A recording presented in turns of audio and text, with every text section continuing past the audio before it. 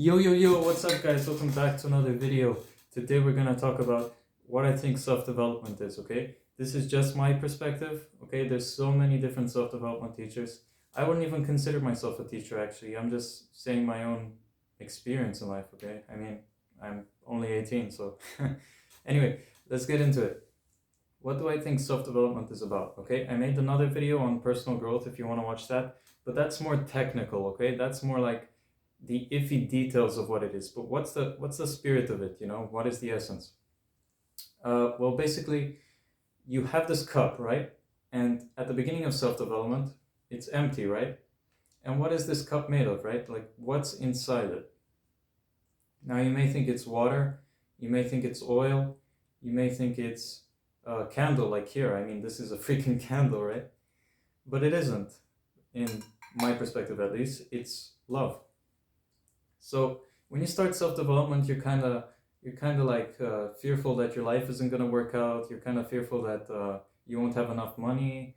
So you have these fears, right? Or maybe you also have this growth mindset where you're like, yeah, I'm ambitious, you know, and you're motivated by love instead of fear, or more love than fear. But in the case of starting self-development, usually you start with very little love, right? But then the more you exercise self-development habits, the more this cup flows with love, the more filled it is with love, right? You have this tap, right? You could call it self-development. And the more you turn it on, you know, like the more you practice it and the longer you let this cup fill up, the more love will be inside of it. So for example, when you practice meditation, or you practice gratitude, or you practice, you know, a passion you have, or you're learning something new, you're basically feeling something deep within you that's resonating with love, right? And when you're not on this path, right, when you're just kind of not doing very much, and that's not a problem either, right? It's not a problem not being on self-development, but my point is that you're either guided by fear or love, right? And I found personally that through self-development, it's the best way to increase this love. It's the best way to make this overflow with love. And you would say, why would you want this cup to overflow with love? I mean, aren't you wasting love? Well, here's the very ironic part, okay? Once this cup gets filled to the brim, you would think, well, that's it, you know, I have all the love in the world. That's awesome, you know, my life is great.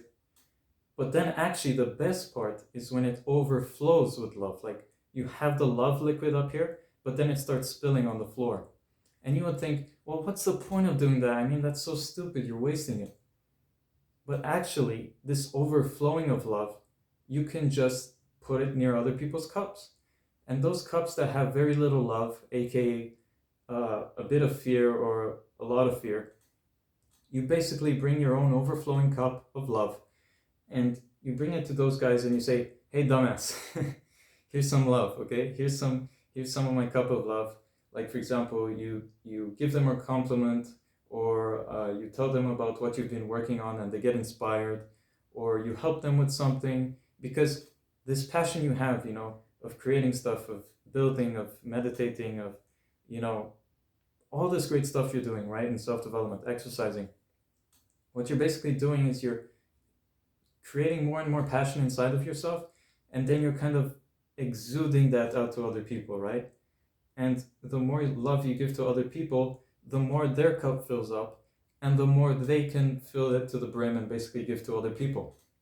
So it's like a positive chain reaction. And that's what I think self-development is about.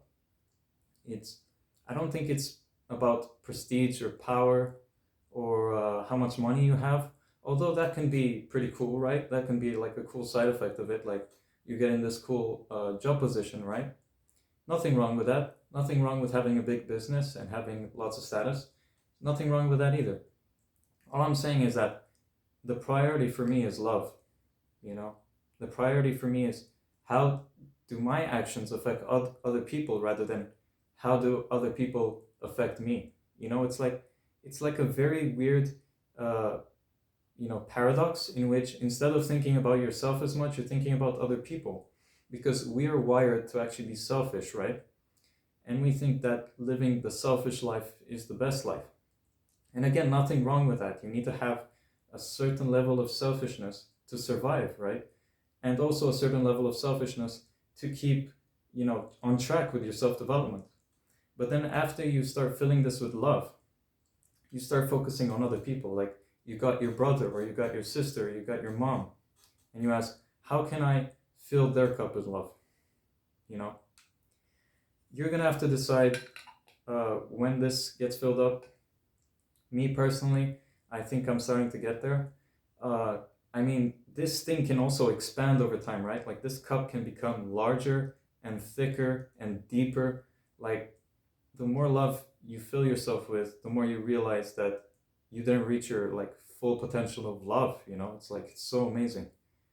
And again, this isn't comparison with anyone, like, oh, do I have more love than that guy, or does he have more love than me? Because then that's fear again. That's like comparison, basically. You want to like unify other people with you. That's love.